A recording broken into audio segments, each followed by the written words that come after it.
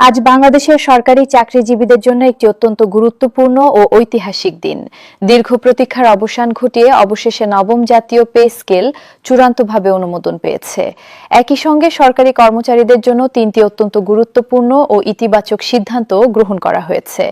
আজকের এই রিপোর্টে আমরা বিস্তারিতভাবে জানাবো যমুনা অতিথি ভবনে অনুষ্ঠিত উচ্চ পর্যায়ে বৈঠকে ঠিক কি কি সিদ্ধান্ত নেওয়া হয়েছে, তারেক রহমান কি নির্দেশনা দিয়েছেন এবং আগামী দিনগুলোতে সরকারি চাকরিজীবীদের জীবনমানে কি কি পরিবর্তন আসতে পারে।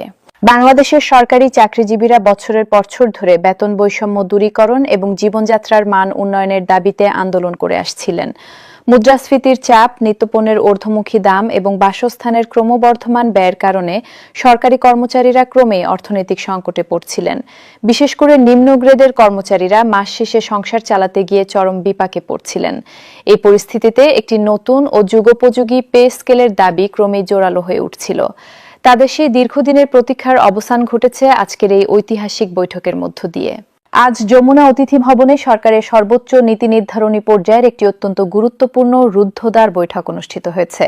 এই বৈঠকে প্রশাসনের বিভিন্ন মন্ত্রণালয়ের প্রায় ৭০ জন জ্যেষ্ঠ সচিব উপস্থিত ছিলেন। এটি সাধারণ কোনো প্রশাসনিক বৈঠক ছিল না, এটি ছিল বাংলাদেশের সরকারি চাকরিজীবীদের ভবিষ্যৎ নির্ধারণের একটি ঐতিহাসিক মিলনক্ষেত্র। বৈঠকে উপস্থিত ছিলেন বিএনপির ভারপ্রাপ্ত চেয়ারম্যান তারেক রহমান এবং অর্থ উপদেষ্টা ড সালাউদ্দিন আহমেদ। নবম জাতীয় পে স্কেলের বাস্তবায়ন প্রক্রিয়া, গ্যাজেট প্রকাশের সময়সীমা এবং সরকারি কর্মচারীদের বিভিন্ন সুযোগ সুবিধা সংক্রান্ত বিষয়গুলো নিয়ে এই বৈঠকে বিস্তারিত আলোচনা হয়। বৈঠকে তারেক রহমান পে কমিশনের কার্যক্রমে দীর্ঘসূত্রিতা নিয়ে তীব্র অসন্তোষ প্রকাশ করেন। তিনি সরাসরি প্রশ্ন রাখেন, কেন এত দেরি হচ্ছে, কেন কর্মচারীদের এত দীর্ঘ সময় অপেক্ষায় রাখা হচ্ছে।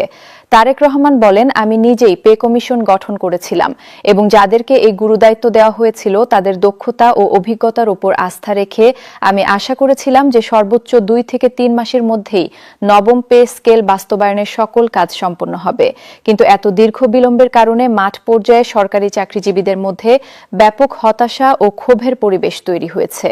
আজকের এই উচ্চ পর্যায়ের বৈঠকে প্রশাসনের বিভিন্ন মন্ত্রণালয়ের প্রায় ৭০ জন জ্যেষ্ঠ সচিব উপস্থিত থেকে বেতন বৃদ্ধির বিষয়ে অত্যন্ত ইতিবাচক মতামত ও তথ্য উপস্থাপন করেন। ৭০ জন সচিবের পক্ষ থেকে সম্মিলিতভাবে বলা হয় যে একটি জাতীয় বেতন স্কেল পরিবর্তন করা যদিও জটিল ও সময় সাপেক্ষ একটি কাজ, তবুও এ নিয়ে ২ থেকে ৩ মাসের বেশি সময় ক্ষেপণ করা কোনোভাবেই গ্রহণযোগ্য নয়। উল্লেখযোগ্য যে অন্তর্বর্তীকালীন সরকার গত জুলাই মাসে পে কমিশন গঠন করেছিল এবং তাদেরকে ৬ মাস সময় দেওয়া হয়েছিল। কিন্তু সচিবরা আশাবাদী ছিলেন যে সর্বোচ্চ ৩ মাসের মধ্যেই গ্যাজেট প্রকাশ পাবে। সচিবরা বলেন, কর্মচারীরা বর্তমানে যেভাবে বৈষম্য ও মুদ্রাস্ফীতির শিকার হচ্ছেন তাতে তাদের বেতন যত দ্রুত সম্ভব বাস্তবায়ন করা একটি জাতীয় অগ্রাধিকার হয়ে উঠেছে। অর্থনৈতিকভাবে সরকারি কর্মচারীরা বিভিন্নভাবে ক্ষতিগ্রস্ত হয়ে আছেন। অনেকে ঋণের জালে জর্জরিত হয়ে দিনাতিপাত করছেন। তাই তাদের অর্থনৈতিক সক্ষমতা বৃদ্ধি করে নবম পে স্কেলের আওতায় সকল ধরনের সুযোগ সুবিধা নিশ্চিত করা অপরিহার্য, যাতে প্রশাসন সার্বিকভাবে গতিশীল ও কার্যকর থাকে।